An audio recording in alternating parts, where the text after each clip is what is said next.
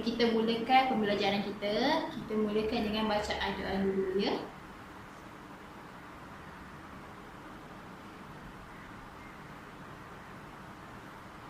Amin, amin, amin, rabbal alamin. Okey, hari ini sebelum kita mulakan pembelajaran kita, topik kita pada hari ini, cikgu nak tanya awak satu dulu lah. Sebelum awak masuk tingkatan 5, sekarang awak dah masuk tingkatan 5, betul tak? Bila awak dah masuk tingkatan 5 ni, awak mesti dah ada impian awak tak? Awak nak masuk universiti mana? Awak nak sambung kursus apa bila habis SPM nanti, betul ke tidak? Jadinya, sebelum awak mulakan, awak nak tengok kursus ni mana yang sesuai dengan awak, kursus mana yang tu. Jadi awak buat apa dulu sebelum awak nak masuk universiti ataupun awak nak ambil kursus-kursus yang sesuai dengan awak? Apa agaknya awak buat? Ya, betul Mina. Awak akan buat analisis dulu tak? Betul? Awak tengok mana universiti ni sesuai dengan awak ke tidak. Contoh macam awak nak jadi seorang guru. Benda pertama awak nak kena masuk kat mana? Sama ada dekat maktab perguruan lah kan. Okey, agak-agak maktab perguruan ni kita perlukan berapa A untuk masuk ke universiti ni, untuk masuk ke maktab ni. Paling kurang 5A, betul ke tidak? Terus jadinya bila awak dah ada target awak jadi seorang guru, awak nak masuk ke universiti, nak masuk ke maktab ni, awak kena sekurang-kurangnya dapat 5A. Itu sekurang-kurangnya. Jadi awak kena dapatkan high lah. So itulah maksudnya dia sebenarnya hari ini ada kaitan juga dengan pembelajaran kita pada hari ini, yang mana macam awak buatlah sebelum awak nak masuk universiti ataupun maktab, awak nak ambil kursus apa benda semua, awak nak kena buat satu analisis untuk sebelum awak buat satu keputusan, betul ke tidak? Okey, jadinya hari ini cikgu yakin ramai sangat antara anak murid cikgu ni, sebabkan kita baru pertama kali masuk kan, cikgu yakinlah ramai dah buka buku teks tengok bab 1 kita belajar apa, bab 2 kita belajar apa, betul ke tidak? Betul kan? Okey.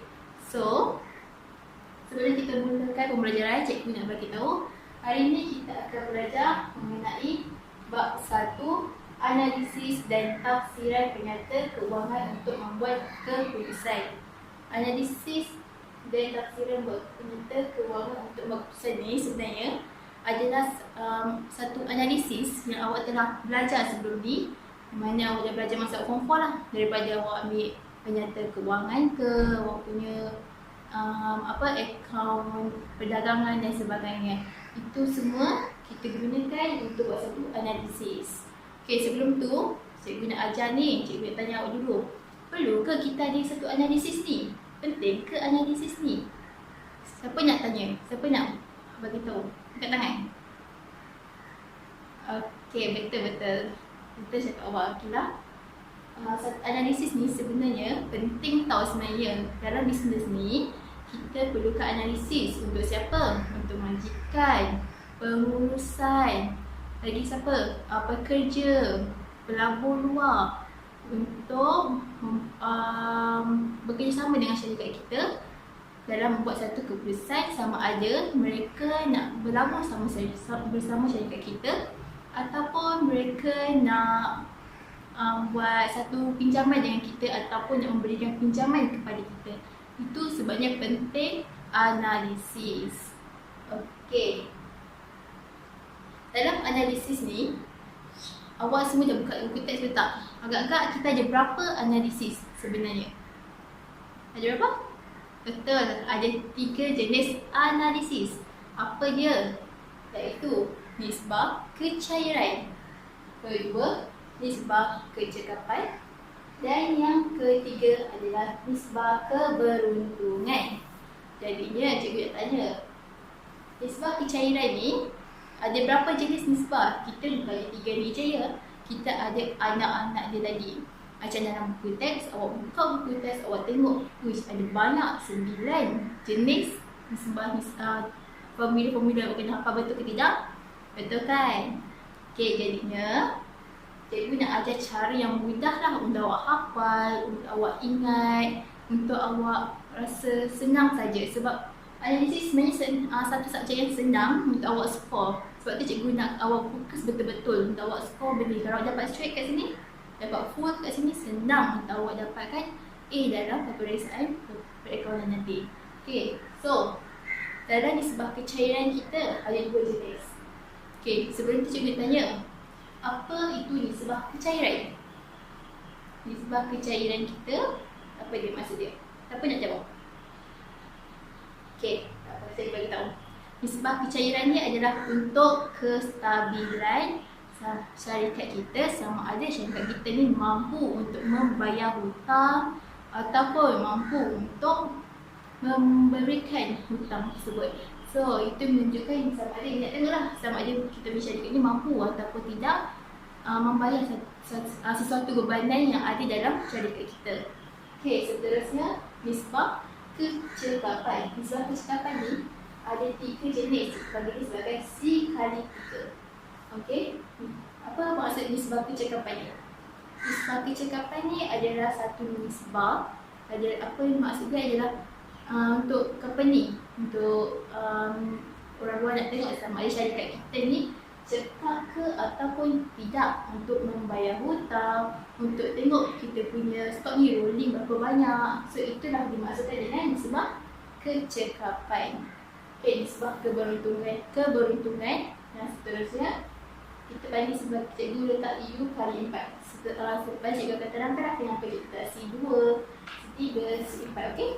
Okay, nisbah keberuntungan. Apa tu nisbah keberuntungan? Nisbah keberuntungan ni adalah nisbah yang untuk syarikat tengok syarikat luar, tengok berapa banyak kita mampu untuk menghasilkan satu keuntungan. Itu yang dimaksudkan nisbah keberuntungan. Okey, seterusnya tadi cikgu dah bagi tahu awak kan. Sekarang nisbah dia berapa? Ada 3 jenis nisbah keuangan, betul tak? So, sekarang ni cikgu terangkan kepada nisbah yang pertama, iaitu nisbah kecairan. Cikgu tulis lain cikgu tulis dalam konteks C kali 2. Apa yang dimaksudkan dengan 2 ni? Dalam nisbah kecairan ni kita ada berapa jenis? 2 jenis nisbah, iaitu nisbah semasa dan juga nisbah ujian asid. Okey, dalam nisbah semasa ni, formula dia apa dia? Aset semasa bahagi dengan liability semasa. Okey, contoh cikgu nak bagi aset semasa cikgu bagi 20,000. Liability semasa cikgu bagi 10,000. So bila awak gundakan dia, bagikan dia, awak akan dapat 2 kepada 1. Kita ubah kepada sendirilah. 2 kepada 1. So, macam mana nak buat tafsiran dia? Nak buat tafsiran dia macam mana? Okey, cikgu tunjuk cara yang mudah untuk awak faham, untuk awak ingat. Okey, untuk bawah, syarikat dapat atas. Untuk bawah, syarikat ada atas. Untuk bawah, syarikat perolehi atas. So, macam mana nak buat tafsiran dia? Untuk RM1 liability semasa bawah, syarikat ada RM2 aset semasa atas. So faham tak? Okey, macam apa yang dimasukkan dengan untuk RM1 liability semasa, syarikat ada RM2 aset semasa. Apa maksud dia? Okey, maksud dia macam ni. Sekarang dekat tangan awak ada aset semasa berapa ringgit? RM2, betul tak? So awak ada RM2 aset semasa, dan liability semasa awak ada berapa? RM1. So awak tolakkan dengan RM1. So sekarang ni awak ada balance berapa? RM1 lagi, betul tak? So itu menunjukkan yang bahawa syarikat awak sebenarnya kecairan dia adalah bagus, sebab awak ada keuntungan, tak ada kerugian. So itu yang ditunjukkan kepada inilah tafsiran ni.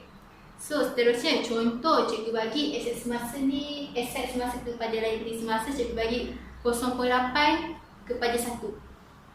So dalam konteks ni cakap, okey, awak punya untuk RM1 liability semasa, aset semasa awak ada berapa? Ada 0.8, iaitu 8% sahaja.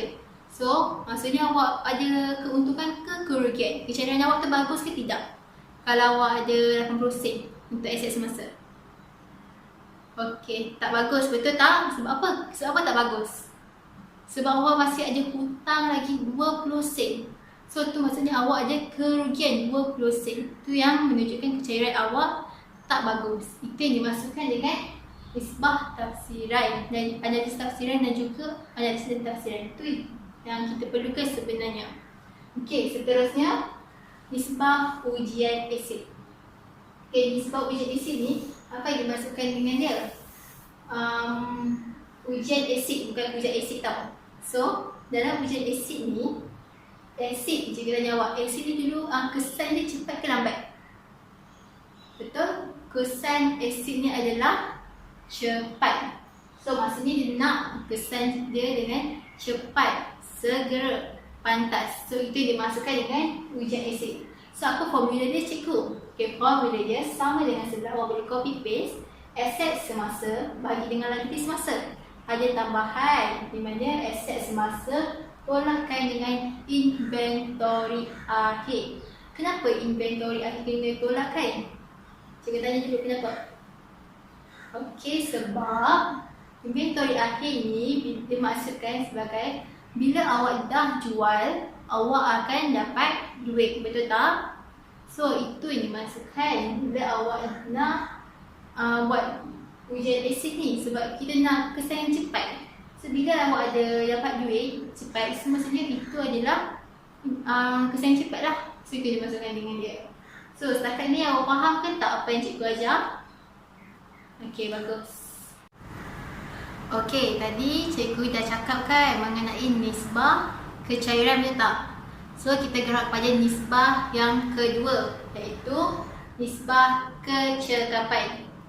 Nisbah kecekapan ni cikgu letak C3. C ni merujuk kepada cekap, kecekapan lah. And then 3 ni merujuk kepada 3 jenis nisbah yang ada dalam nisbah kecekapan, iaitu tempoh putih putang, tempoh bayar hutang dan juga KPGI.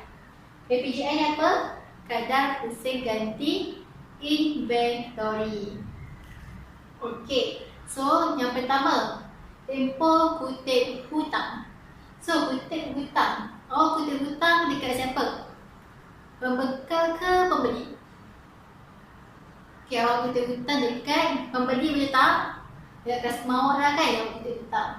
So, bila awak kutip hutang, maka wujudlah ABT ni. ABT ni apa dia? Akaun belum terima. So, and then bila awak dah buat ABT, bahagi dengan jualan kredit. Sebab apa jualan kredit? Sebab awak kutip hutang jualan awak lah kan, betul tak? So, bila dah kutip jualan, kenapa kena kredit bukan jualan tunai? Bila kalau jualan tunai maka tak wujudlah ABT ni. So, that's why kita kena letak kredit jualan kredit ni, maka wujudlah ABT ni. So, and then seterusnya awak kena jangan lupa darabkan dengan 365. Sebab apa? Sebab tempoh. Tempoh ni merujuk kepada apa? Tempoh ni merujuk kepada hari, betul tak? So, tempoh satu hari, satu tahun bersamaan berapa hari? 365 hari, betul tak? So, that's why awak kena darabkan dengan 365 hari. So, jawapan akhir awak mesti ada hari. Sama ada awak letak 6 hari ke 7 hari, 10 hari. So, itu terpulang pada jawapan awak. Jangan lupa letak hari ini, okey? Boleh? Okey, seterusnya yang kedua, iaitu tempoh bayar hutang. Tempoh bayar hutang. Awak bayar hutang dekat siapa? Pembekal awak ke customer awak? Pembekal kan, betul tak? So, bila awak bayar hutang dekat pembekal awak, maka wujudlah ABB. ABB ni apa? Akaun belum bayar. So, and then awak kena bahagikan dengan belian kredit. Sebab apa belian kredit? Sebab awak nak bayar hutang, awak bayar belian awak. So, bila belian awak ni dalam kredit, maka wujudlah ABT. So, yang sama juga awak boleh darabkan dengan 365 hari sebab dia ada tempoh. Faham ke tidak? Faham Okey, jawapan akhirnya jangan lupa letak hari. Sama ada letak 10 hari ke dan letak 9 hari ke, itu terpulang jawapan awak.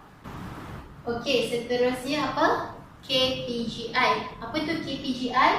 KPGI adalah kadar pusing ganti inventory. So, apa yang dimasukkan dengan tu? Pusing ganti. Pusing ganti nak merujuk pada apa?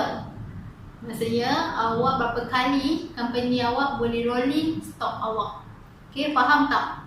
Besok bila awak rolling banyak kali stok, so maksudnya awak punya company tu adalah bagus. So, apa formula dia? Formula dia adalah KJ bahagi dengan PI.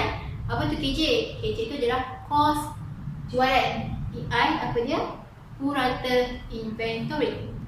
So, nak cari purata inventory ni macam mana? Nak cari dia purata. So, faham tak konsep purata ni apa?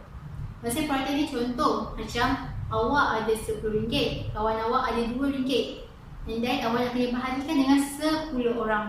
So, apa cara dia? 10 tambah dengan RM2 bahagikan dengan 10. Sebab apa? 10 tu awak nak bagi dengan 10 orang. Faham kan? So, macam tu juga dengan purata inventory. Inventory ada berapa? Ada 2 jenis inventory kan? Iaitu inventory awal dan juga inventory akhir. So, macam mana kira dia? Inventory awal tambahkan dengan inventory akhir bahagikan dengan 2.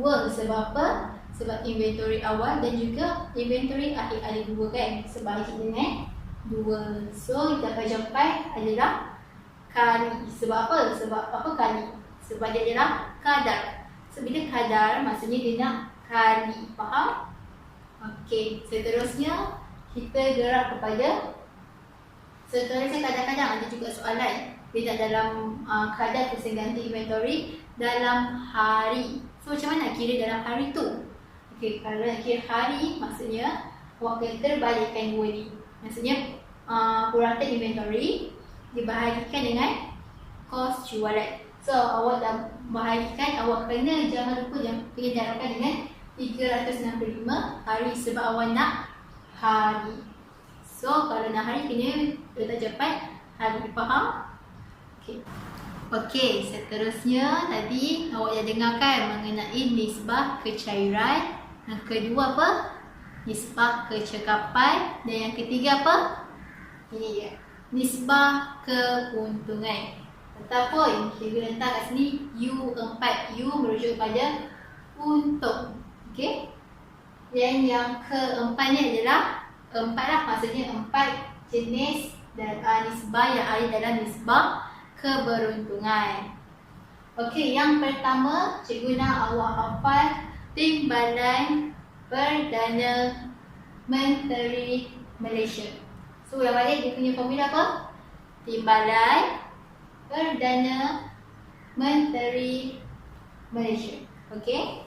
So, cikgu nak awak hafal formula dekat bahagian sini sahaja. Sebab yang lain semua ada kaitan dengan yang ini. So, awak kena hafal yang ini sajalah formula dia. Okey. So, first kali dia adalah M ni adalah margin untung kasar. Margin untung kasar, formula dia apa? Untung kasar, sebab dia untung kasar untung kasar bahagikan dengan jualan bersih. So, and then darabkan dengan 100. Memang kat sini akan semua akan jadi kepada 100. Semua ni awak kena darab dengan 100. So, dah darab dengan 100. So, and then yang kedua, step kedua cikgu buat ni atas sama, bawah sama. Sini atas sama. So, perasan tak bila cikgu kita gerak pada sini Yang kedua ni apa dia? Tokokan. Okey, tokokan apa formula dia? Atas sama kan? So, atas sama, untung kasar, sini pun untung kasar. So, bila dah ini untung kasar, tapi disebabkan dia atas yang sama, bawah ni maksudnya lain lah kan? So, bila bawah dia lain, kita buat apa? Kos jualan. Jadi, kaitan juga jualan. Tapi ini adalah kos jualan, yang sini adalah jualan bersih. So, sini kos jualan. So, untung kasar bagi dengan kos jualan darab dengan 100. Ini okey, tokokan kan? Dah dapat kan tokokan? Seterusnya kita tengok kat sini. Sini apa dia? Bawah sama, betul tak? So, bila bawah sama, so ini menunjukkan dia jualan bersih kat atas kan? So, bawah sama dia adalah jualan bersih.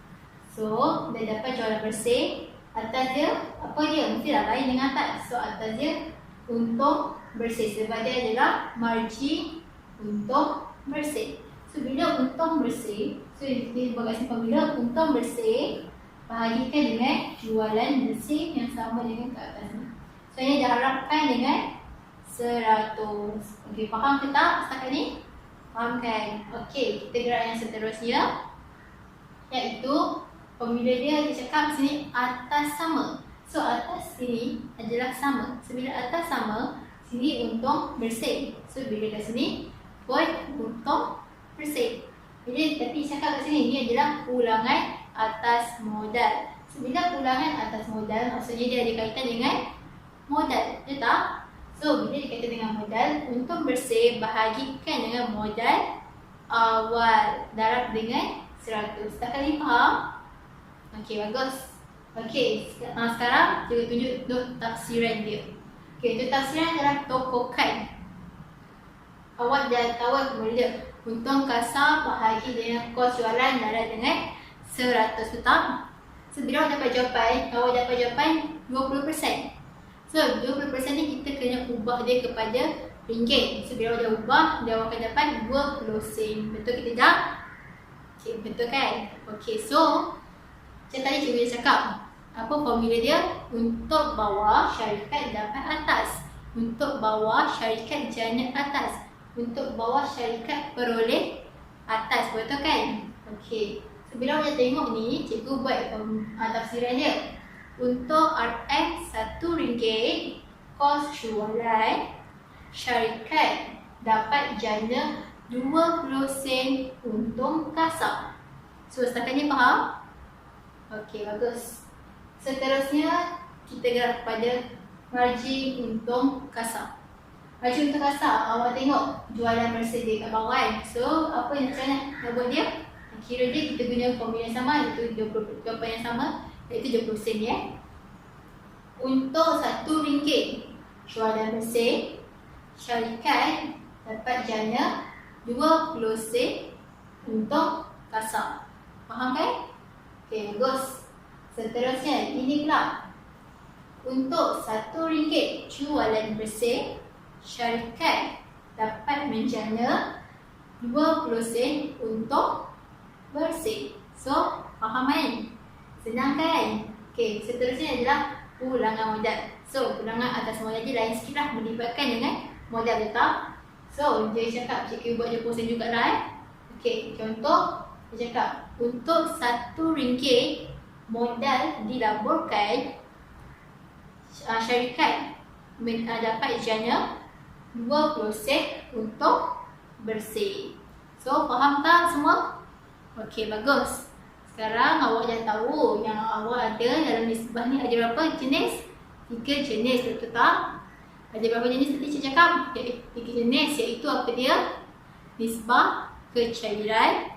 And then yang kedua, nisbah kecekapan. And then yang ketiga, nisbah keberuntungan. Okey, nisbah kecekapan, nisbah kecairan ada berapa? Ada 2 kan? Sebab apa saya cakap? Sebab dia ada C kali 2, betul tak? So bila C kali 2, so maksudnya nisbah kecairan tu ada 2 jenis nisbah, betul tak? Iaitu apa dia? Nisbah semasa dan juga nisbah ujian AC. Okey, yang kedua tadi apa dia? Nisbah kecekapan. Nisbah kecekapan, cikgu buat formula dia apa tadi? C3, betul tak? So bila C3 merujuknya ada berapa? Ada 3 jenis. Betul? 3 jenis nisbah dalam nisbah kecekapan. Apa dia? Tempoh bayar hutang, tempoh kutip hutang, dan yang ketiga adalah KPGI, iaitu kadar pusing ganti inventory. And then yang terakhir ni apa? Nisbah keberuntungan. Nisbah keberuntungan ada berapa yang cikgu cakap? Ada, cikgu tulis apa? U4, betul tak? U4 tu merujuk kepada apa? 4 jenis nisbah adalah nisbah keberuntungan. Iaitu pertama, tokokan. Yang kedua, margin untung kasar. Yang ketiga, margin untung bersih. Dan yang keempat apa? Ulangan atas modal. So, bila awak dah kira tu semua, agak-agak ada berapa formula? 9. Sebab apa? 2 campur 3 campur 4. Jawapannya adalah 9. Susah ke senang agak-agak nak hafal ni? Senang kan? Sebab cikgu dah bagi cara yang mudah untuk awak hafal. So, balik ni cikgu nak awak semua buat balik peta minda. Awak balik peta minda yang cikgu telah ajar. Dekat mana? Dekat buku notah, buku latihan kita tu. So, cikgu nak tengok nanti esok cikgu akan check balik sama ada awak buat ataupun tak, okey? Itu sahaja tugasan awak pada hari ini. Okey, maka tamatlah pembelajaran kita pada hari ini. Terima kasih. Assalamualaikum.